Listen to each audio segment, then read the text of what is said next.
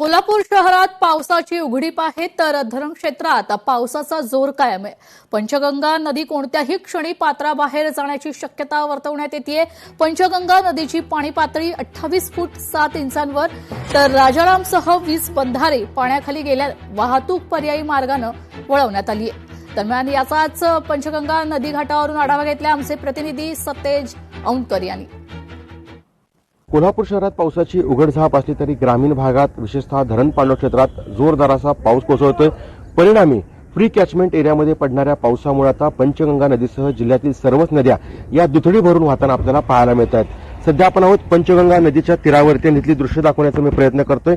सध्या पंचगंगा नदी आहे ती या ठिकाणी दुथडी भरून वाहताना पाहायला मिळते आणि कोणत्याही क्षणी पंचगंगा नदी आहे ती आता पात्राबाहेर जाऊ शकते अशी स्थिती सध्या निर्माण झालेली आहे। कारण पंचगंगा नदी आपण पाहतोय या दृश्यांमधून काठोकाठ या ठिकाणी भरलेली आहे आणि आता कोणत्याही क्षणी याचं जे पात्र आहे ते पंचगंगा नदी सोडू शकते। या दृश्यांच्या माध्यमातून आपण पाहण्याचा प्रयत्न दाखवण्याचा आपल्या प्रेक्षकांना प्रयत्न करतोय की पंचगंगा नदी आता काठोकाठ भरलेली आहे आणि कोणत्याही क्षणी ते पात्राबाहेर येऊ शकते अशी सध्या स्थिती निर्माण झाली आहे। सध्या पावसामुळे 19 बंधारे तर पाण्याखाली गेलेले आहेत, त्यामुळे वाहतूक काहीशी विस्कळीत झालेली आहे।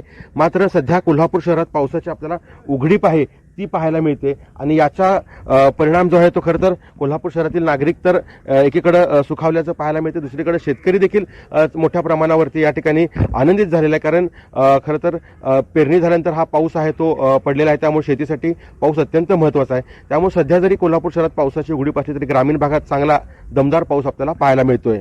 सतेज औंधकर, लोकशाही मराठी, कोल्हापूर।